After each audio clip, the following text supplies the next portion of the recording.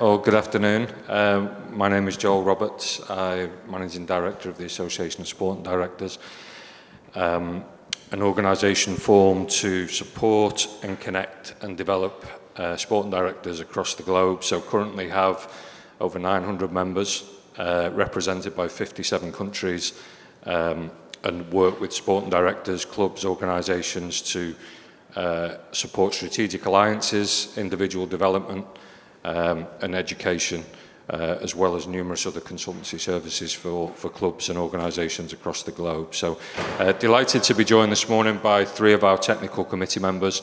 I'll let them give a brief explanation of their roles and experiences, but Gus Williams, Tony Asghar and Lee Darnbrough.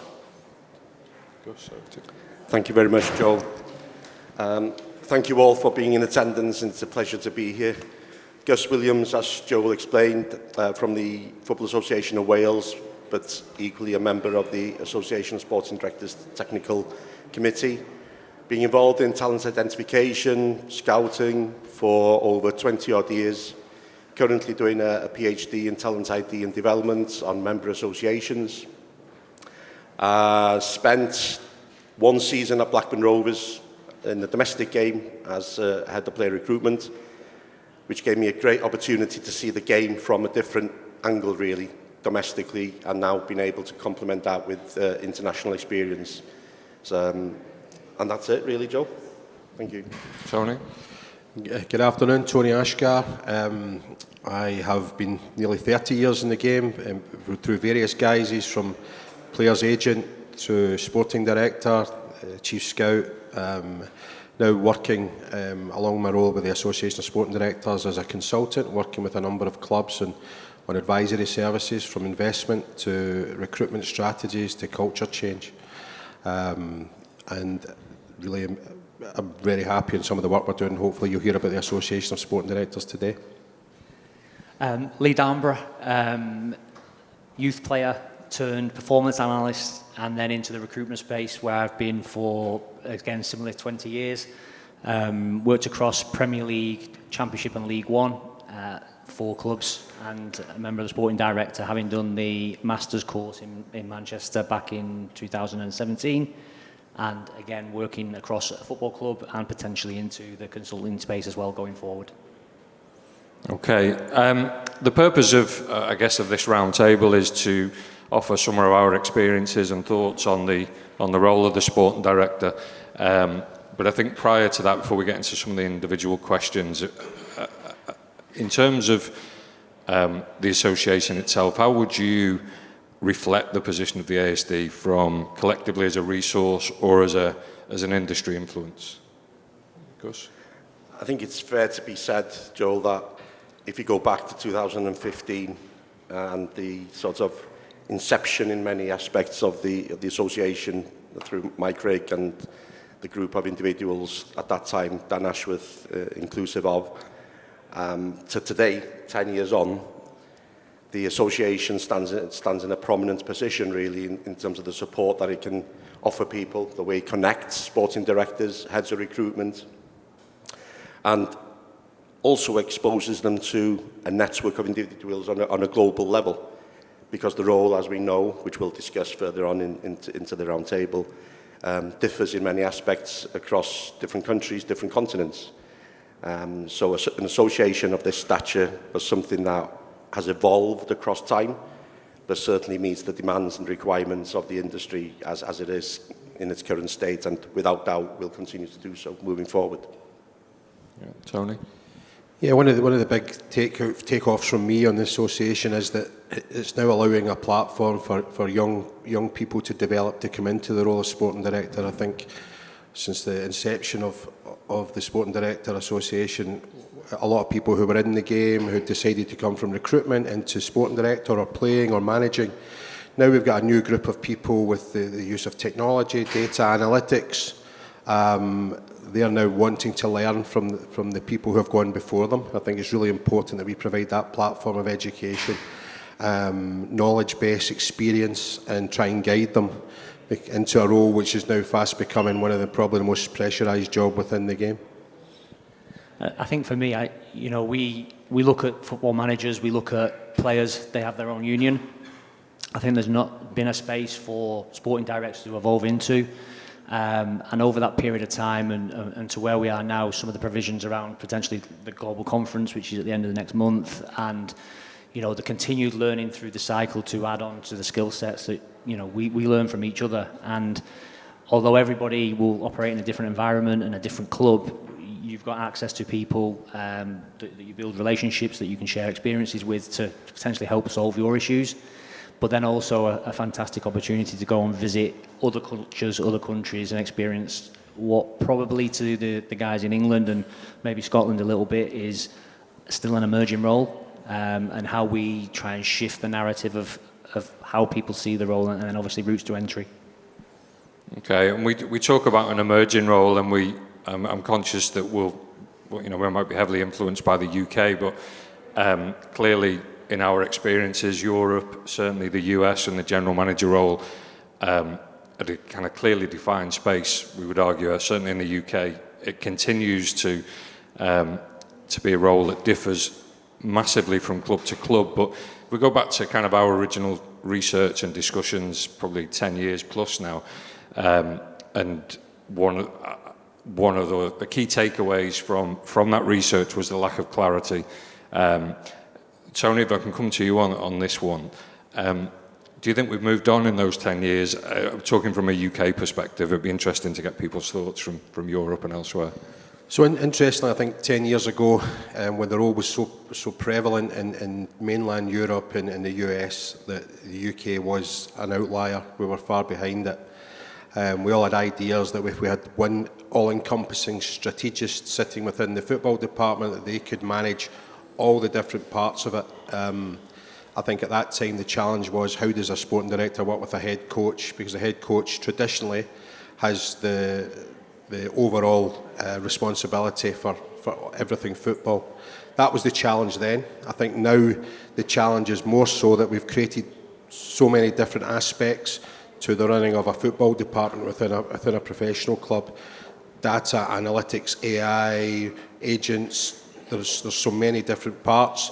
But probably the biggest part now for me is how that relationship with the sporting director and the ownership group, because owners nowadays are very much hands-on.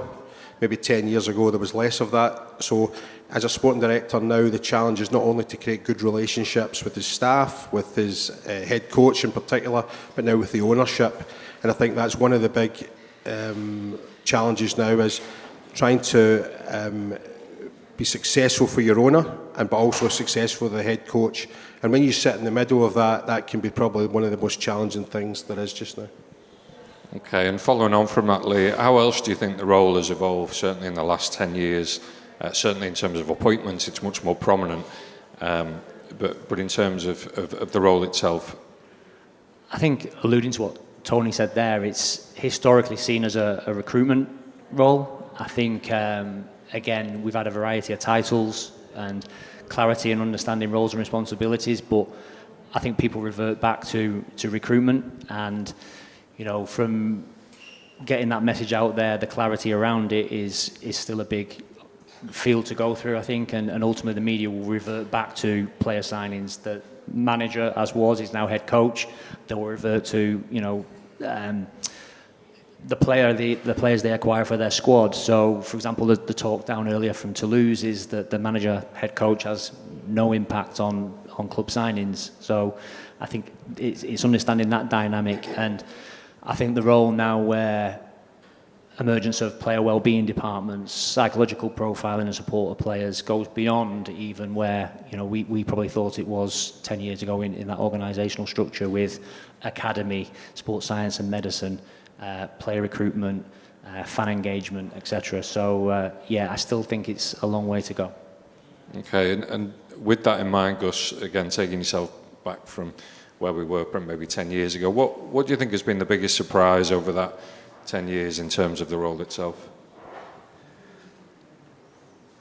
Echoing what both Tony and Lee have mentioned, however, if you look at the opportunities that the role has presented itself in terms of education, so the courses that are available now For example, with the ASD, with the alternative MBA that's in place. Manchester Met University, who provided the first Masters of Sporting Directorship in being. 2014, the first cohort. You guys were part of that cohort, and I followed you on the second. Then you've got a number of other organisations. UEFA have recently introduced the 3-month sporting directorship course, which is underway currently. So opportunities to learn, to develop, and if we're looking at the sort of values of the ASD in terms of develop, connect, then certainly they're in being. Additionally to that, a lot of us in the room can remember, I suspect, without being ageist in any shape or form, the emergence of the sports scientist many, many, many years ago, and the reluctance placed upon the sports scientists by coaches at that time to undertake any sort of information, to embrace that particular role, and all of a sudden that evolved into a prominent role at the club and part of the multidisciplinary team at the club. And then the analysts became something then that needed to be embraced, because as the backroom team grew and developed, so did the requirement for knowledge, expertise, and understanding of that knowledge to be transferred into that MDT. And all of a sudden, the sporting director has evolved within that similar process, if you like, and now being a prominent member of that MDT. What underpins it all really is the game itself. The game itself in 10 years, in 15 years, has changed in terms of the staff that's required. People are always looking for those marginal gains, and the amount of backroom staff now that they've got taking with them to away games and home games. From the Federation's perspective, I think the last count that we had of the backroom staff was more than the actual squad itself that went away. So, yeah, the role has certainly changed. It's developed, but equally still no real clarity around what it does entail. Okay, coming back to you, Lee, we'll talk about various points that have been raised already, but you made the point that the role can continue to be defined by recruitment by many. What do you think is the biggest change you have seen or will then continue to see in terms of recruitment, both in terms of the sport director's involvement in that, but recruitment itself? I think looking back as a practitioner, it's, you know, when I started, I still remember paper reports on a desk, and, you know, they weren't accessible by mobile technology, obviously, and we moved on from the subjective element of it's on a desk in a filing cabinet or a verbal conversation to more formalising those through a variety of systems, which still was subjective based. And then I think there was a massive swing through to obviously the provision of data, and whether that became the trend and we excluded that subjective human element to an extent at the expense of that towards the data to make a decision. I think probably where we're at now is that kind of swing back to a more balanced viewpoint of the two and how they integrate and work together. Again, referencing Toulouse downstairs, if it doesn't pass the data test, it doesn't get through to the video scouting. So, you know, a different approach for that club, and I think it's understanding how that club operates, the structures within it, the investment in the resource that the club has to make, and actually then trying to eke out your competitive advantage within it. Having just started and watched the talk finish there, obviously the role of AI and that being the future, and I think understanding that and how it integrates and acknowledge it, but again coming back to the role of the human to interpret all that information into a way that, you know, you become active and try and seek that balance to make an informed decision. Okay, and then following on from that then, Gus, I mean, many clubs have built a reputation for data-driven recruitment, but I guess from a sport and director perspective, big calls still require conviction. So how do you balance that need for precision while still being flexible, decisive, especially if we think about the high pressure around the transfer window, demands of the fan base, you know, results on the pitch? moving on from Lee's point there around finding that balance, how in your experience has that happened? Certainly from the experience I can relate to the audience is the period at Blackburn Rovers, where the key aspect of any window is the preparation period. You know, it's getting ready, getting prepared, putting a structure in place that's robust. However, having that flexibility within that structure to allow for the nuances that are involved within the due diligence of a player. Having that target list, obviously we have our priority, our target list are determined equally by what league you anticipate to be in. So we were at a point where in January we were looking at playoff spots, and then you have to determine, right, how much time do you spend on looking at Premier League players in anticipation that you were going to go up the following year, or how much time do you spend on Championship players that you were going to stay in that particular league. So the sporting director at the time had worked it out that there was a 10% probability based on the last 5 years, a pattern of teams qualifying for the playoffs, and the actual one that went up.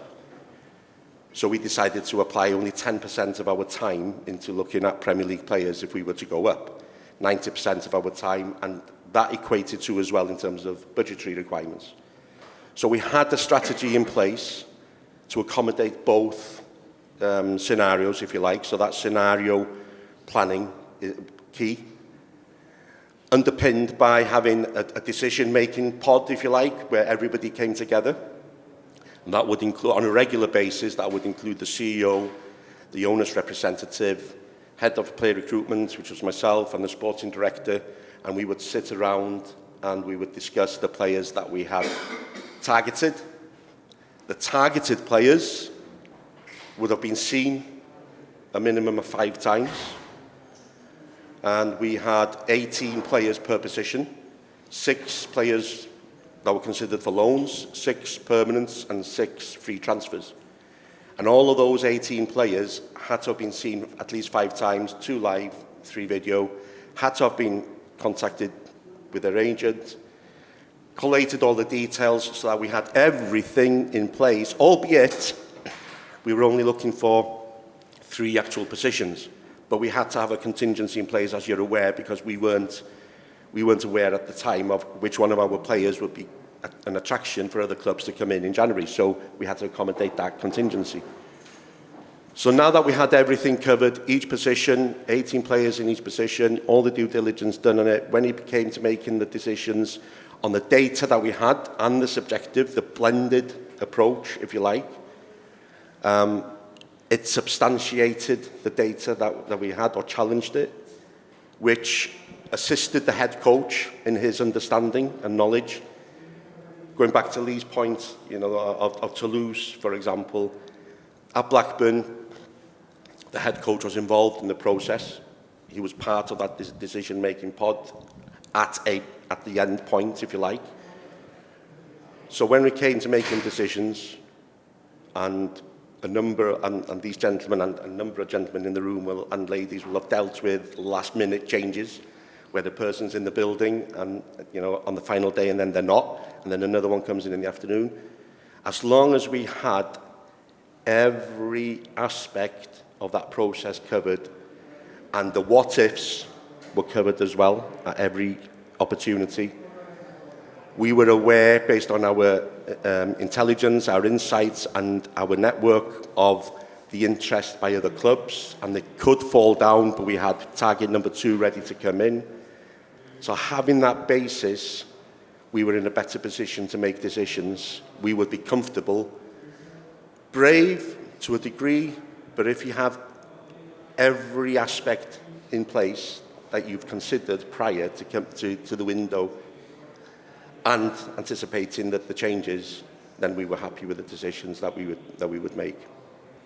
Okay, and moving, I guess, beyond just recruitment, Tony, in terms of the wider scope of what we consider the role of the sporting director, which is to set the strategy and the vision for the football side of the business. in your experiences now, particularly when we're dealing with ownership groups that maybe have limited knowledge of how football works, who do you think becomes then responsible for setting that football strategy, then kind of cascading that down to the operational level, but also then kind of aligning that back up to the ownership? Is that the sporting director in your experience, or is it still wanting to be driven by ownership? So it's a good question, because now, as I said earlier, the new investment that's coming into global football is coming from maybe private equity firms, maybe private individuals who don't have the experience within football. So there's a reliance now on the ability of a sporting director to, certainly on the performance aspect of the club, to be that all-encompassing strategist, to set the plan for maybe the next 3 to 5 years. That includes recruitment strategies, includes success forecasting, but there's also a business perspective that now runs into. So the chief executive, if you have the ability of having a strong business or chief executive and a sporting director that can work together to work this whole financial performance strategy, then the owner should be comfortable with that. I think what we do have now is that where does the accountability lie to people within that structure? When the club is not doing well on the pitch, is the head coach responsible? Is the sporting director responsible? Is the chief executive responsible because he's held the purse strings back for not investing more? So I think as an owner, from an owner's perspective, they are very willing to give that accountability and responsibility to sporting directors. But I do think now, as a sporting director, you really have to take a lot on your shoulders, not only in the performance but in the finance also. And my own work in my last job at Dundee United, we brought an American owner in at the start, so we were able to write the plan with him on the performance. We had our principles, our model, our game plan. We then tried to bring the people in to fit that. We had success the first 3 to 4 years, and then with that success means that we had a change in our outlook, because emotion gets in the way of owners. They want to then, okay, let's spend some more money on more experienced players. We want to bring youth in. Let's put that to the side. Let's go for gold. And those are when things, as a strong sporting director, you have to be strong. On a personal level, it wasn't right for me because we had a plan. We went off plan. I stepped aside to say we're not going to work. So it's really important to, in my opinion, to have a good working relationship with the owner, the head coach, be all aligned in your philosophy, on your planning, and then when accountability comes, at least you can, as they say, live and die by the sword of what you've tried to implement. Okay. And I guess, Lee, you've had experiences of working for a long time at particular clubs, and then, when stepping into a new environment, we're talking about implementing meaningful change. Obviously, takes across different departments, it does take some time. But in your experience, I guess Tony's just alluded to this ongoing kind of change in demands. But how long does that genuine culture shift take? And to really see lasting impact, so that when you leave an environment, some of those things are still in place? Listen, I've been unfortunate enough to be dismissed after a day of a change. So from experience, my personal preference would be that it's that 2 to 3 month period of getting into a building, understanding processes that are in place, understanding the culture that's in place, understanding the people that are in the building and what their roles and responsibilities actually are. And then upon assessment of that is, I think if you select or identify a few individuals within the organisation that are buying into the projects that you want to get in and the culture that you feel you need to set, they can carry weight on your behalf. And by Tony as an owner, if he forced down his culture, then that, in my opinion, potentially causes conflict, because the people underneath might not buy into it. Not that they won't buy in, but they don't feel valued as part of that. So again, it's taking into account of, can you get the people in the building to not necessarily disagree with the business outcomes and the organisational objectives, but actually how you're going to achieve it. And that way, by feeling involved, they will actually come along that journey with you. And that process could take 2, 3, 4, 5 years. but also not losing the sight of you play Saturday, Tuesday, and you might not see 2, 3, 4, 5 years. But putting that foundation in place that you as a sporting director believe is the right cultural fit. So whether that's connecting with the local community and what does that population demand, what do they represent, what are their work ethics. So again, we've been in clubs where you shift from hard-working, working-class people that come to football for a release on the weekend and they see some fancy Dans knocking around that don't really care for the shirt and work hard. You actually might need to shift the culture of not necessarily the organisation, because we're still going to work hard, we're going to be creative and adapt, but actually the product you put on the pitch to help the head coach survive and then evolve over time. Okay, and just, I guess you had the fortunate or unfortunate experiences, I guess, of working with a range of owners from a cultural perspective, Egyptian, Turkish, British. Has there been significant differences within that, or has it still been either the sporting director, like you say, the club itself and those core values? What's had the biggest influence on some of those changes? I think going back to the West Brom days, which was a long time ago now, was the owner. I think at the time was very open to a European model, and we're talking, I'm going to think now, probably 2008-ish, 7. So he was a long way ahead of what he wanted to implement, and that's obviously where Dan came in. And I think then over time, where at Burnley was very much manager-driven, it was his culture, it was his organisation, but then adapting through to Egyptian ownership. His background was factory production, so everything was process-driven, very non-educated within the football landscape, but he wanted evidence-based practice. As Gus alluded to, it's as long as you tick those processes in place, then the outcomes are generally what he wants to achieve. But through the time with him, his business plan changed in that happy to invest to then scale everything back. So the objectives for him were then to put the position of the club in for a sale. So scale back transfer fees, scale back wages, scale back agent fees, also while trying to be competitive and stay in the division. Fast forward to a club sale, and a Turkish ownership group. Never met Turkish people before, other than being on holiday. Very emotive. Process doesn't necessarily mean you follow it and you get the player you want, because the owner will do what the owner wants to do. So I think understanding that as much at the outset, but working within the parameters to educate as best you can. As long as you educate and give your opinion and be concise and forthright with it in the right manner, if they choose to do something else, you can look at yourself and say you've done what's right.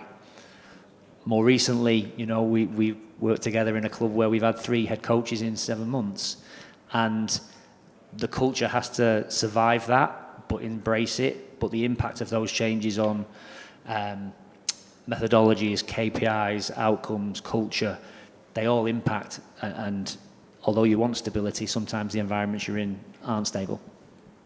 That leads us nicely, Gus, onto the next question. I guess many will know that one of the biggest challenges clearly is managing upwards, whether that's to a board or an ownership group. So just in your experiences, and I guess you can talk both from a domestic club level and also international level, what are some of the strategies that you found to be effective in terms of managing upwards and I guess managing expectations?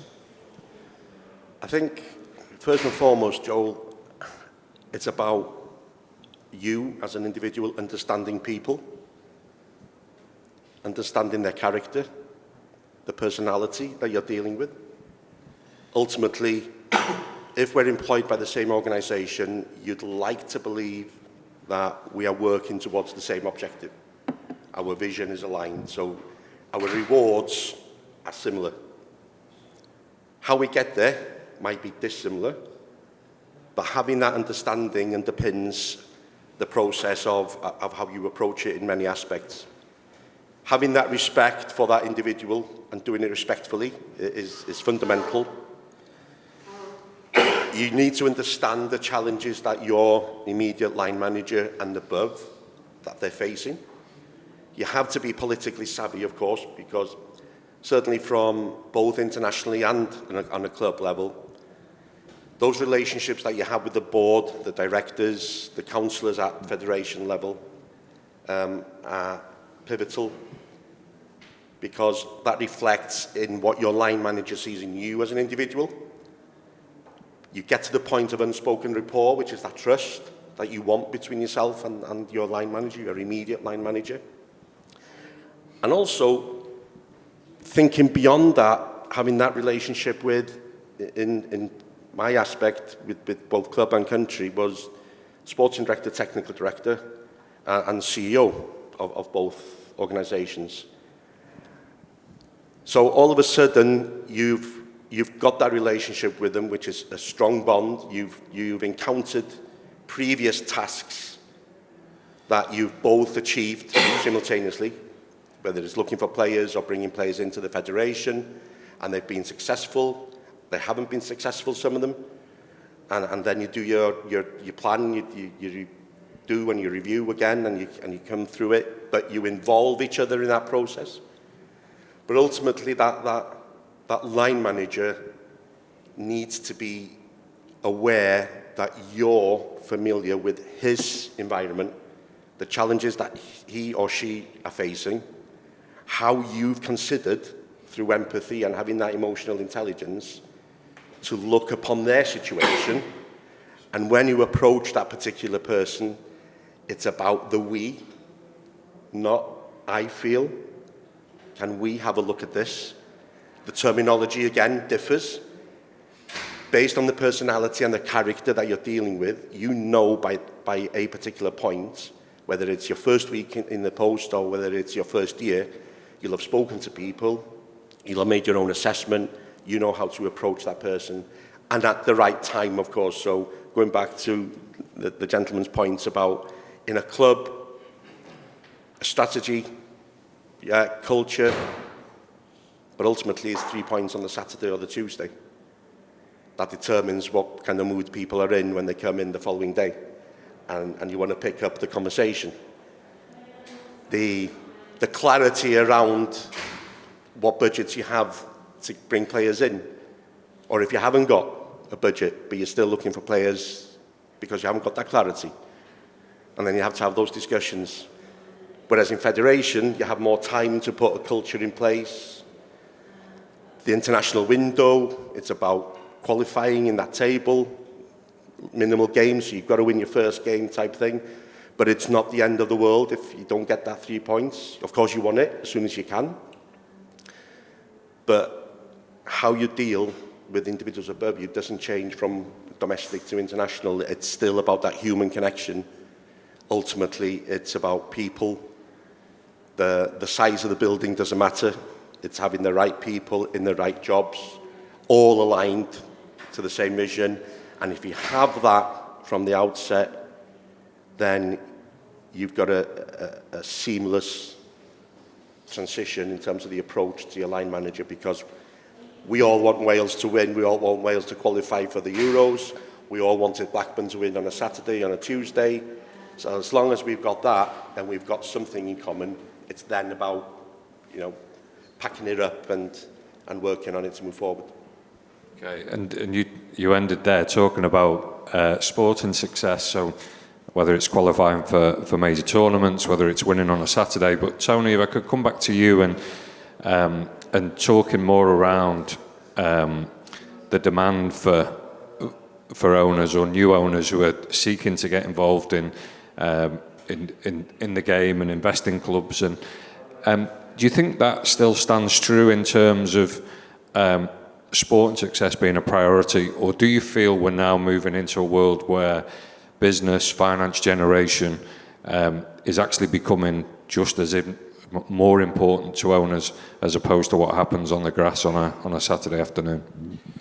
Yeah, look, I think there's going to be a balance now. I think anyone that's going to invest a lot of money into a football club is going to look for a return on investment. It's what that return on investment expectations are. Is the expectations within a year, like an NFL team, to be making a dividend return? No, that's not going to happen in football. Is it over 5 years where they're going to look back and the valuation of that club is growing? Then that's more realistic. But in order for that club to grow in value, they have to have success on the pitch, which ultimately is the key part of being within a football club. So I think most owners and most new owners coming in understand that success on the pitch is why they want to invest in a sports club or in a football club. They want to be a supporter. You've seen all the Ryan Reynolds Wrexham, which is high profile. And if you looked at the books over the last few years, they've lost a lot of money. They've made some major losses, but the valuation of the club has grown significantly. But also, it looks as if they've had a bit of fun doing it, which ultimately, we're in the football game, we're in the entertainment game. We also have to understand it should be enjoyable, and I think owners want it to be enjoyable. So winning will still always outplay everything, because that will get you to where you want to be. If it's not in year 3 or year 5, it may have to be year 10. So yeah, definitely from my perspective, where I sit now and advising owners is the playing on a Saturday, like Gus has said, to get the points is the most important. Everything else will take care of itself if you have success on the pitch. You'll win trophies, you'll get to European football, you'll sell players at a higher transfer value. So ultimately winning is everything, and I think we should always stick to that profile and try not to move from that. Okay, and thinking about an extension of ownership groups, and certainly as we kind of enter an age of multi-club ownership and or multi-club alignment, as somebody told me the other day, then how more difficult does that become from a sporting director perspective to now be looking at not just one club? We've already talked about the significant challenges that we face when working in individual clubs, and then trying to extend that across countries, across cultures. From a sporting director perspective, and then thinking about how that might then be translated to an owner, how do you still manage those expectations from that point? I think multi-club is a whole big topic on itself. I think we all have an idea of, if you own 5 different clubs and 5 different associations, that you should be able to implement the same strategic cultural plan and methodologies in your coaching, and you should have success. If one's successful, they all should be successful. The reality, that's not true, and I think most people who have now invested in multi-club have now looked at them more as an individual basis, and had to look at how the association, how the league plays out, how the different issues from work permit to player development to finance from media rights is all different. So I think multi-club now is, in my opinion, as a sporting director, yes, you can have an overseeing sporting director, overseeing group of people who can provide a almost like a management consultancy viewpoint of that, but I think individually each club will still have to have its own leadership group, its own sporting director, its own CEO, to navigate through those local and cultural pieces that really cannot transcend across one person. I do believe, I think it can work. I think there's multi-club ownership, multi-club partnership, but I don't think anyone, everyone talks about the City Group have done really well, and absolutely you can't deny that. But if you look at Girona, for example, last season they were doing fantastically well. They've not done that well this year. So I think there's still a lot of work that needs to be done on that, and having a strategic plan across them all will have various ups and downs that you're going to have to put a lot of your time and resource into one club, which may be detrimental to the others. So there's a lot of talk, and I think to get that model would probably take a longer chat than just 25 minutes here, unfortunately. Okay. Next question is for all of you, and we've talked at length about the considerable challenges of the sport director. We've talked about clarity and managing expectations, but from a media perspective, and we talked about that ambiguity of the role, certainly in the UK, but I'm certain in other countries there are similar issues. How well do you think, from a sport and director perspective, do people deal with the media, both in terms of explaining their role, genuine understanding and education of what the expectations are, or is that again something that's a work in practice for sport directors? I'll open that up to the three of you, being in the different situations you've experienced. Certainly from my perspective, I can only speak about that period, and our sporting director was pivotal in all media involvement, whether it be the club TV channel, whether it be the local paper, whether it be the local BBC news programme, it would be the sporting director. But equally, I think it depends on how the club, the ownership, want to determine who's going to be the face of the club, if you like. And I think in that situation, it's about knowing that when the situation fails, then that person who's been the face is the one that gets associated with it. And whilst other people who may have worked equally in the process aren't visible, and they stay in the background, and then it then falls on that sporting director. And then you see other sporting directors who don't do any media work, and the guys here will elaborate on it, I'm sure, where the CEO takes more prominence or the head coach takes more prominence. So yeah, I think it differs tremendously. And is that down to the ownership? Is it down to the CEO? Is it down to the policy at the club?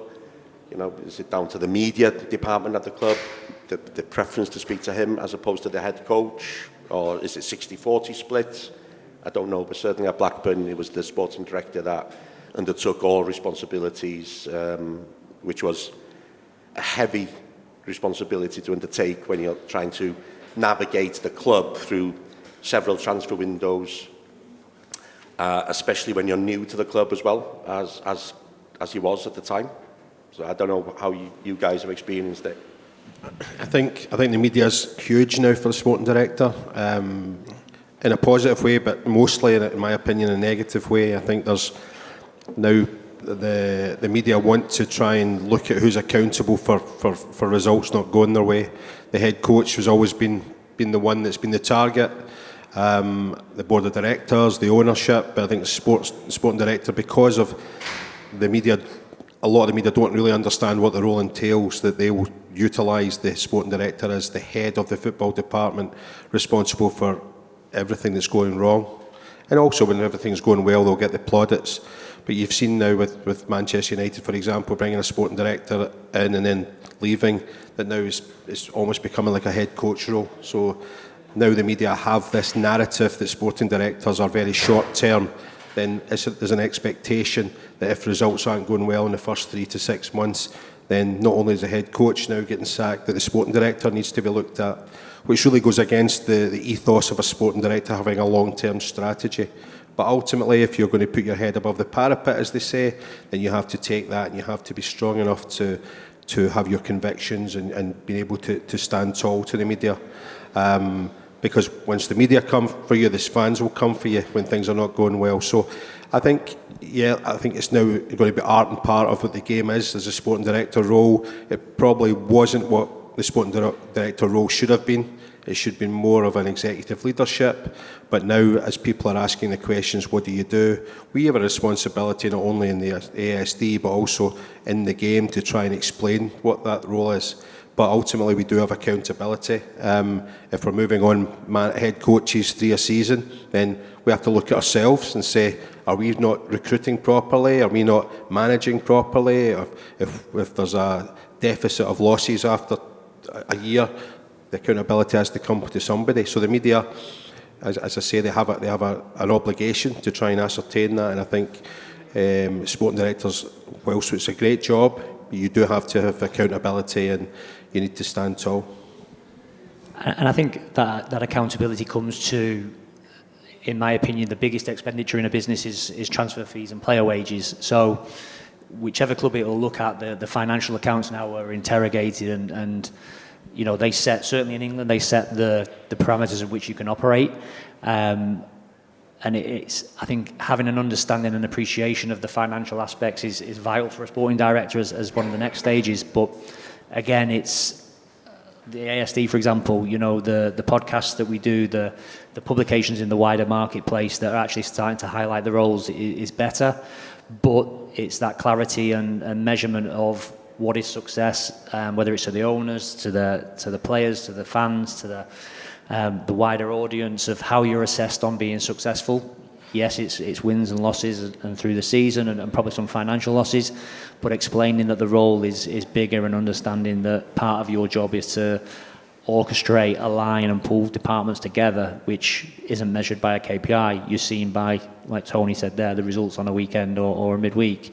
From a media perspective, recruitment is still the target, right? So we've all got our own clubs and we can all say they've wasted money, they've played inflated fees, they've been played in the market, and actually how do you control that narrative by being clear and concise about what your organisational aims are at the onset and the journey you would like to go on, but obviously realising that you might be on a 2-week cycle of results. Okay, I'm conscious in case anybody wants to ask any questions of the group. So I guess just to kind of finally from me really, one of the things that we've noticed, and you guys have touched on it there, is this now shift towards a short-term focus, certainly which goes away from we would determine a sporting director's role would be to look after the medium to longer term aspirations of the organisation. So that's certainly something that is becoming a challenge now. And this idea that you become closely associated with the short-term results. If that is something that's starting to emerge, what else do you think the future of the sport director role looks like? We started the talk around the previous 10 years, but where do you see the role of the sporting director going and moving towards as we go forward? Go on, Tony. So I was going to say, I mean, now we see that sporting directors are now being headhunted from other clubs, and there's almost, contractual financial payments being paid to take that sporting director out of other clubs. So we're now creating a narrative of almost a transfer fee, not just for head coaches or players, now for also sporting directors, which again looks fantastic, but again, it creates a different way of how this job should be. There was other people who spoke to me at the SD, young potential sporting directors who asked to have agents working for them, and I always thought it was a bit of a strange scenario having a sporting director having an agent because of the conflicts it could be once they have a job. So we have to be careful that the sporting director role becomes this asset for a football club that's going to be more pop star than executive leader. I think that's definitely a transition that may change, and that's coming back to the media who are building these people up. And again, from an ownership perspective, they don't want anyone that's going to be bigger than them as well, because there's egos in football, and we all know that. So I think it's important that we try and go back to the concept of what a sporting director should be, leading the organisation, sticking with the values, the culture, the strategy, aligning the staff into the buy-in to what we're trying to do together, rather than being this almost rock star top-level person. And listen, like everything, there's always going to be a hierarchy of the best sporting directors. Either they're top recruiters or they're working with top budgets. But as I said at the start, the young sporting directors coming through, we have an obligation now to try and keep them in the same way to be successful, and that's by having clear guidance and alignment on what the role is. I think for me, a couple of the aspects really is, in addition to the business now, is the emergence of player recruitment as a business strategy. So have you got the capability to recruit players that might not necessarily develop within your football team, but they develop to sell as revenue into the club as well, which you can help. So certainly heads of emerging talent as allocating some resource towards that. So again, working with the ownership around, can we allocate X to player recruitment and development that has different pathways through the game?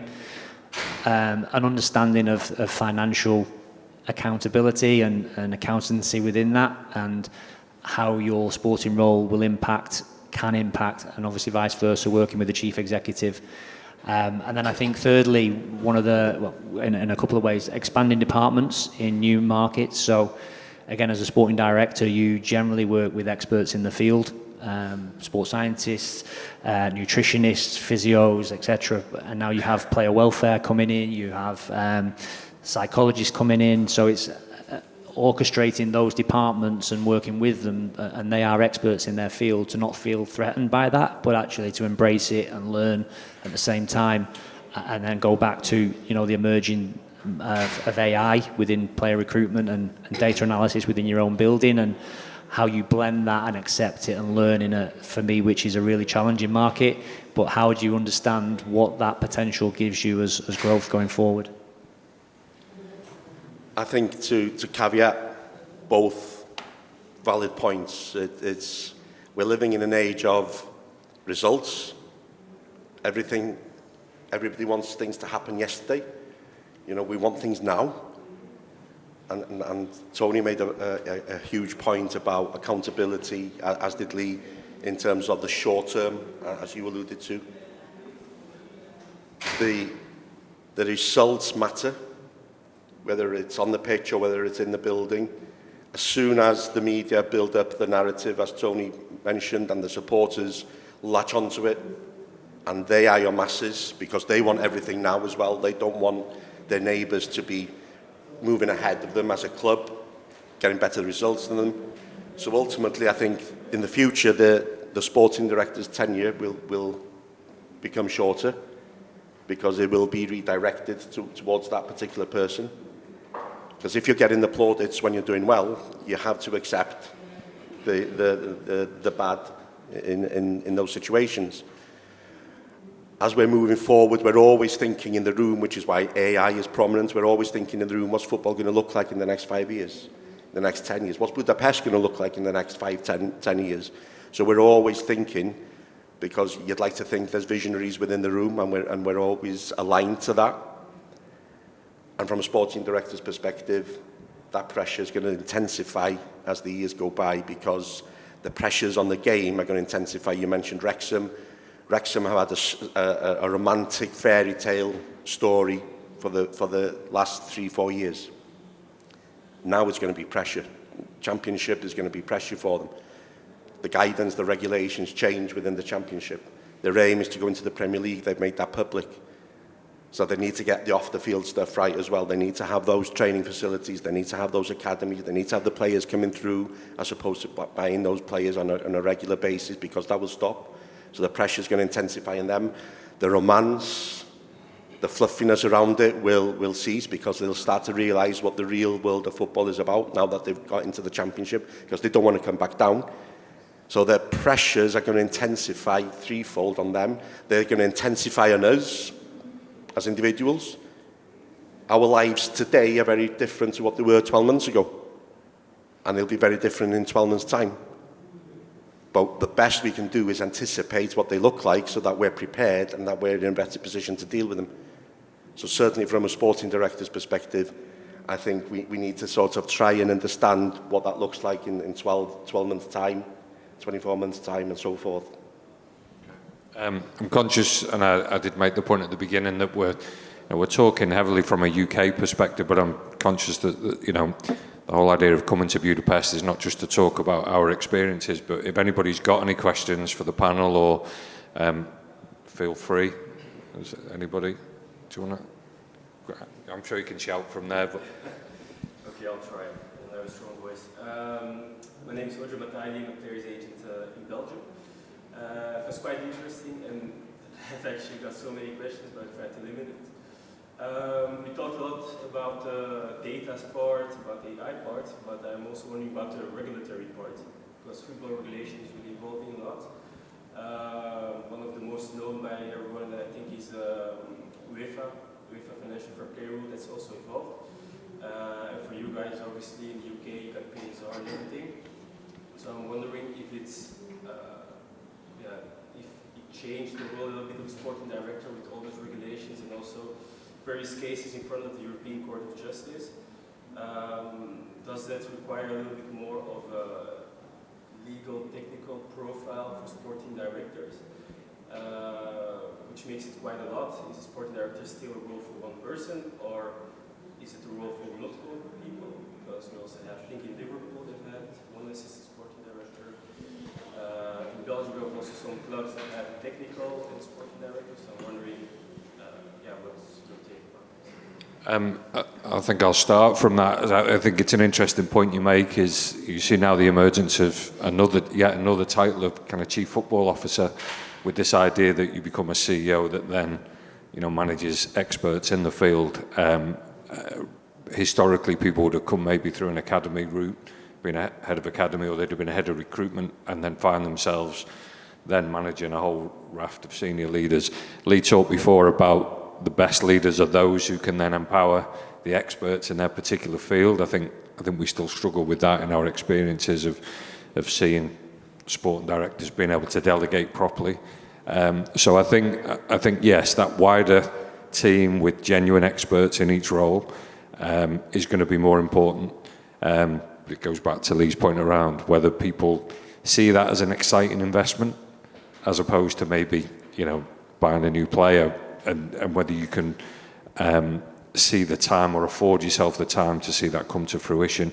Because clearly, we talk about some of the regulatory changes, but there's also opportunity within that. And the best clubs will be the ones that can be proactive. So, I think the wildcard one is a good example in the UK, the limited number of people that have really sought to exploit that. So I think, yeah, that idea that you can become maybe a different type of sporting director, and whether it will necessarily come from a football perspective might be a change that we'll start to see. Yeah, and I think from us, obviously, we think about the GB regulations. Obviously, we have a Scottish counterpart here, and their system of appealing is slightly different to England. So, again, player access into Scotland is easier process. I think I've been at clubs before where we don't have in-house legal. So, again, everything from player contracts, staff contracts goes to an external lawyers. They're the ones often that will collate these changes and then say, right, these are the regulations you have to operate within. And then internally, it's a chief executive and club secretary generally. But from my perspective, is being aware of the parameters generally you have to operate within. Again, from a GB perspective, we all, well, probably me and Gus, Tony, to a little extent, you focus on the leagues where you can get people at. But the player recruitment market at the moment, well, always is really competitive. So, you have to provide that platform for the agent and the player to then go on and achieve their aims, ideally with you, but if not, it's a stepping stone to going forward. So regulatory changes and Chelsea using 9-year contracts to, amortise the player salaries and transfer fees.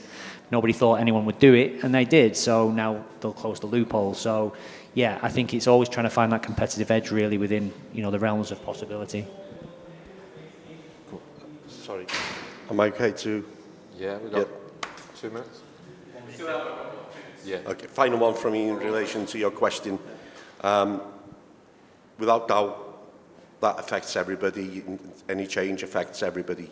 So in the academy system in England, for example, now the academy director, so to speak, they're starting to split that role up so that you've got an academy technical director and an academy director. So the academy director looks after the multidisciplinary team in terms of operational, and the academy technical director looks after the football side.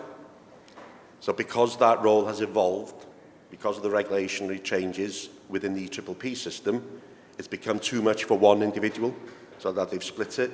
So it affects a lot of positions within clubs, and again, educating sporting directors, giving them the resource, giving them the tools to work with, i.e. giving them access to that legal expertise, based on whether it's in-house or external, who are current, who are recent in terms of their understanding, is of huge value. And this is why, as an ownership, you have to support your staff in general, not necessarily only your sporting director, but your staff.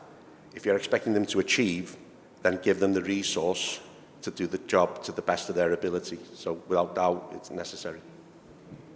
Jake, do you have a question, just quickly? Yeah, I'm curious, you were talking about obviously people growing into sporting director roles and how that role has evolved. You also talked about a lot of new American ownership. So I'm curious if you're expecting to see the model that you see in American professional teams with assistant general managers and vice presidents of something or something else. How should people that are aspiring for a sporting director role eventually train themselves up for those kind of sub-roles that might come in? It's shifted dramatically. I think if we think about when this first started, certainly going back to the 10 or 15 years, like I said, I think people transition from being an academy director, where you'd had experience of running a multidisciplinary team, or you were a head of recruitment that just kind of naturally fell into that role. And then there are others now, which I think would be considered expert generalists, who have worked across all of the different departments. So I don't think there's one particular way. Certainly it will depend on, ultimately, as we all know with football, networks, relationships, your ability to work across different partnerships and demonstrate that. But I still think you have to have a core expertise in something.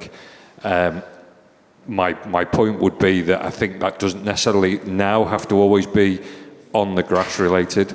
So you don't necessarily have to have been a coach, or you don't necessarily have to be a scout. Your expertise might come in different areas. So we've talked about technology, we've talked about legal, wherever you can offer value and expertise and marry that with the ability to manage relationships across a wider sphere would be something I would think would be more valuable. I don't know how you guys would see that. Yeah, I think if you look at the four of us, we come from different backgrounds, different experiences, different countries, and if we put another 20 sporting directors, I think they would all have different core functionality, if you like, and I think that's just to take Roger's point there about understanding legals, financials. I think now you're having to become a bit of a specialist in all these things, or alternatively, even if you bring someone in to do that role, you still have to have an ability to understand what that is, and that can be very difficult. And as Gus had said, things change so often from AI technology to analytics. So, being that person who is the leader of 5 or 6 specialists, I think can work. But you really have to continually to grow, continue to learn. And I think, again, one of the things, without going on about the ASD, again, they provide that platform because on a monthly basis, we know what's happening, we know the new trends that are happening, information comes through, and you're able to, on a global nature, and to understand what's going on. And I think by doing that can always stand you in good stead. Okay, and that's a nice way to finish, I think. So, as I mentioned before, the Association of Sporting Directors, whilst this has been heavily centred on the UK today, we work globally. As I say, we have over 900 members now with partnerships in Brazil, Germany, Poland, Korea. So if you wish to find out more, the 4 of us are around, obviously, for the rest of the day. But you can go to the associationofsportingdirectors.com, and, if it's for those who are in aspiring leadership positions or currently sporting directors, then we genuinely would encourage you to apply and take advantage of the things that we do to support, connect and develop our members. So thank you for your time, and enjoy the rest of the day.